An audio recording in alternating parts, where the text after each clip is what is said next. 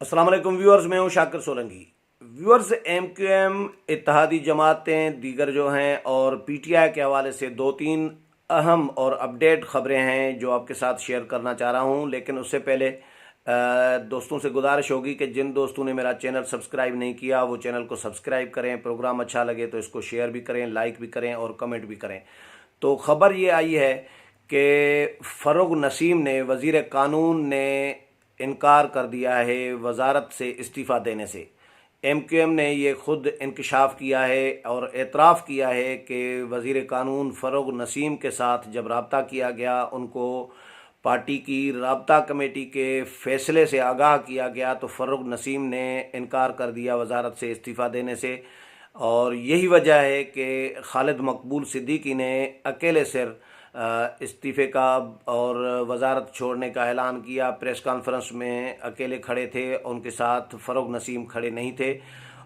फैसल सब्ज़वारी ने और आमिर ने ये जो है एतराफ़ किया है और उन्होंने ये कहा है कि जो वज़ीर कानून है फ़र्रुख नसीम, उनसे हमने रब्ता किया था। उन्होंने ये कहकर इनकार किया है कि जब एमक्यूएम के कोटे में ये वजारत मिली ही नहीं है हमें, और ये वजारत तो मुझे खुद मिली है। आप लोगों ने न मेरा नाम रिकमेंड किया था, न वजारत कानून मांगी थी। तो जब आप लोगों ने वजारत कानून मांगी नहीं, मेरा नाम दिया नहीं, मुझे तो खुद वजारत मिली है, तो फिर मैं इस्तीफ़ा क्यों दूं? तो एक तरफ वज़ीर कानून जो हैं फ़र्रुख नसीम एमक्यूएम के अहदेदार भी हैं, दूसरी तरफ एमक्यूएम की मर्ज़ी के बग़ैर उनको वजारत मिली है। तो एमक्यूएम इस वजारत को अपने खाते में नहीं समझ रही और ऑन नहीं कर रही कि कोई हमारी वजारत है। एमक्यूएम का ये कहना है कि हमने फैसल सब्ज़वारी और अमीन उल हक के नाम दिए थे वज़ीर या मुशीर बनाने के लिए हुकूमत को, लेकिन हुकूमत के साथ 17-18 माह मुसलसल इस पर डिस्कशन होती रही। हम उनसे वजारत मांगते रहे कि हमारे साथ कमिटमेंट ये हुई है तो ये वजारत हमें दें, एक और वजारत, क्योंकि दो वजारतों का वादा किया गया था तो एक वजारत दी गई है, वो भी इंफॉर्मेशन टेक्नोलॉजी और कम्युनिकेशन की। तो इसका क्या करना है हमने? एमक्यूएम का इंटरेस्ट रहा है हमेशा पोर्ट एंड शिपिंग में। बाबर गौरी पहले भी रहे हैं वज़ीर, क्योंकि वो ज़ाहिर है, कहा जा रहा है कि वो माल वाली वजारत है, माल पानी वाली, और इसी तरह हाउसिंग की वजारत में भी उनका इंटरेस्ट रहा है। हमेशा एमक्यूएम ने इन जो वजारतों को अहमियत दी है। तो ये वजारत कानून या वजारत इंफॉर्मेशन टेक्नोलॉजी, और ये इसके साथ कोई इंटरेस्ट एमक्यूएम का वैसे भी नहीं रहा। तो एमक्यूएम को एक वजारत ऐसी दी गई जिसमें एमक्यूएम का इंटरेस्ट नहीं था, और दूसरी वजारत जिसके लिए वादा किया गया था वो भी नहीं मिली। तो वो दूसरी वजारत जिसको दी गई है तो वो एमक्यूएम उसको ऑन नहीं कर रही। वो अहदेदार तो हैं लेकिन वजारत तो उनको एमक्यूएम की मर्ज़ी के मुताबिक नहीं दी गई, तो इसीलिए उन्होंने इनकार कर दिया है। ये बड़ी ख़बर है कि पार्टी पॉलिसी की खिलाफ वर्जी कहें इसको या क्या कहेंगे, लेकिन बहरहाल फ़र्रुख नसीम ने इनकार कर दिया है एमक्यूएम को कि मैं वजारत नहीं छोड़ूंगा। फ़र्रुख नसीम के लिए ये एक परसेप्शन चल रही है, डिस्कशन चल रही है कि फ़र्रुख नसीम एमक्यूएम के आदमी नहीं है, वो परवेज़ मुशर्रफ और रावलपिंडी के आशीर्वाद याफ्ता हैं। तो ज़ाहिर है उनकी मर्ज़ी से उनको वजारत दी गई है। एमक्यूएम कहती है कि हुकूमत की मजबूरी थी, हुकूमत की ज़रूरत थी कि फ़र्रुख नसीम जैसा वज़ीर कानून उनको एक कानूनदान वज़ीर जो है चाहिए था, और उन्होंने अपनी मर्ज़ी से उनको दिया है, अपनी ख्वाहिश पर, हमारी ख्वाहिश पर नहीं दिया। तो एक तो वज़ीर कानून फ़र्रुख नसीम ने एमक्यूएम को मज़रत कर दी है वजारत से इस्तीफ़ा की, ये भी ख़बर है। और इससे एमक्यूएम में भी खलबली मची हुई है कि हम क्या करें, अब क्या करें। एक वजारत से तो हमने अलहदगी अख्तियार की है, लेकिन एमक्यूएम ने अभी तक क्लियर कर दिया हुआ है कि एमक्यूएम इत्तेहाद नहीं छोड़ेगी। बिलावल भुट्टो जरदारी की जो ऑफ़र थी उस पर भी एमक्यूएम ने कहा है कि हम सिंध हुकूमत में शामिल नहीं होने जा रहे। हम हुकूमती इत्तेहाद में शामिल ज़रूर हैं लेकिन वजारत में या काबीना में नहीं रहेंगे, ये एमक्यूएम ने क्लियर कर दिया है। तो उसके बाद एमक्यूएम क्लियर हो रही है कि एमक्यूएम ब्लैकमेल कर रही है हुकूमत को, प्रेशराइज कर रही है हुकूमत को प्रेशर टैक्टिक्स इस्तेमाल कर रही है कि दूसरी वजारत भी मरकज़ में एमक्यूएम को मिले। अगर दूसरी वजारत मिल जाती है, एमक्यूएम की डिमांड पूरी हो जाती है, तो एमक्यूएम वापस आ सकती है। बाकी कराची के तरक्की का जो तरक्याती मंसूबों का जो वो एक बहाना है। एमक्यूएम को दो वजारतें चाहिए। जो मुझे नज़र आ रहा है कि एमक्यूएम दो वजारतें मिल जाएंगी तो एमक्यूएम फिर हुकूमत में वापस आ जाएगी। फ़िलहाल जो लग रहा था कि एमक्यूएम शायद डट गई है, और ये कल भी मैंने प्रोग्राम किया था, मुझे लग रहा था कि डट गई है कोई, लेकिन एमक्यूएम का बहरहाल मैंने हर प्रोग्राम में यही कहा है कि एमक्यूएम का कोई भरोसा नहीं किया जा सकता।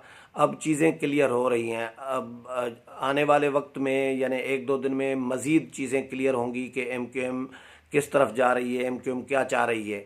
दूसरी खबर यह है इसमें कि जहांगीर तरीन जो पीटीआई के एटीएम कार्ड समझे जाते हैं, एटीएम मशीन समझी जाती है, वो एक्टिव हो गए हैं। हुकूमत इसको मुज़ाकराती कमेटी का नाम दे रही है, और मुज़ाकराती कमेटी के सरबराह शायद यही हैं जहांगीर तरीन। और जहांगीर तरीन ने एक तो हुकूमती मुज़ाकराती कमेटी की मीटिंग वज़ीर आज़म ने की है और उनके साथ मुशावरत की है।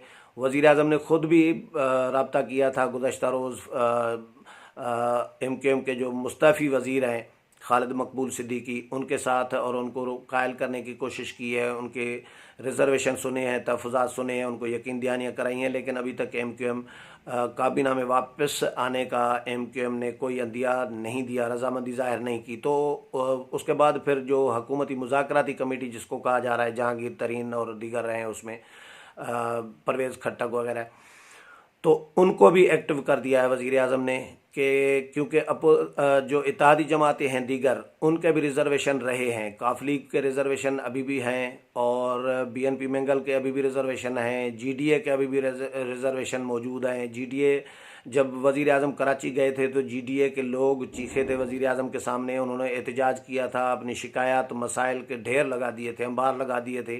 तो इन सब के रिज़र्वेशन 18 महीनों में हैं और मुसलसल रहे हैं। जब इत्तेहादियों को जो शख्स कुछ नहीं दे सकता, इमरान खान या पीटीआई की हुकूमत, तो वो आवाम को क्या देगी भाई।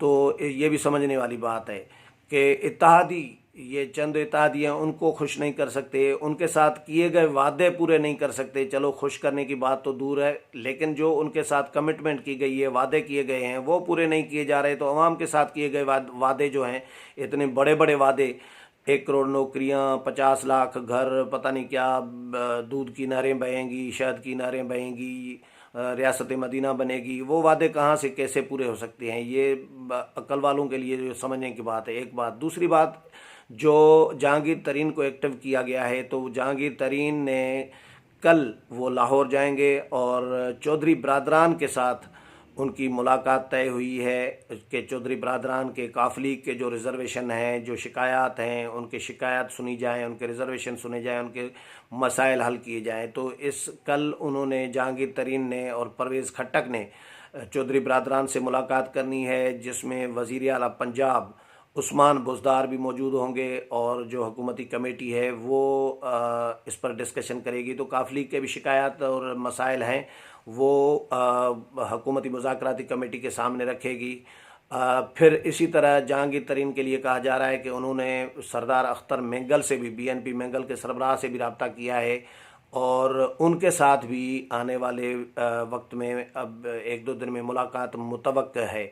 तो ये पीटीआई की तरफ से ये जारी कराया गया है कि जहांगीर तरीन एक्टिव हुए हैं और हुकूमत को बचाने की कोशिशें की जा रही हैं, क्योंकि ज़ाहिर है जहांगीर तरीन अगर एक्टिव हुए हैं, वज़ीर आज़म खुद राब्ते कर रहे हैं। जहांगीर तरीन को एक्टिव करने का मतलब यही है कि हुकूमत को ख़तरा नज़र आ रहा है। जो हम सिर्फ डिस्कशन नहीं कर रहे अपने तज्ज़ियों तबसरों में कि कोई हुकूमत को ख़तरा है, लेकिन हुकूमत की कश्ती जो है वो हिचकोले खाना शुरू हो गई है, इसमें कोई शक नहीं है। एमक्यूएम ने इंडिकेटर एक दे दिया है, पानी में पहला पत्थर फेंक दिया है। अब खलबली मची है एमक्यूएम पीटीआई के अंदर और पानी के अंदर। तो अब जो है बाकी जो इत्तेहादी हैं उनको कोशिश की जा रही है कि उनको इन एडवांस जो है एतमाद में लिया जाए, उनके रिजर्वेशन जो है मसाइल जो हैं कुछ यकीन दहानियाँ कुछ फौरी तौर पर हल भी हो सकते हैं। लेकिन जो मिसिंग पर्सनस का मामला है अख्तर मेंगल का, जो 6 मुतालबात थे अख्तर मेंगल के, उनमें मिसिंग पर्सनस का बलूचिस्तान के लोगों का मामला है, लेकिन वो PTI के बस की बात है भी नहीं। वो हर हुकूमत में ये मामला आया है, इवन सुप्रीम कोर्ट में चला गया था इफ्तिखार मोहम्मद चौधरी के दौर में।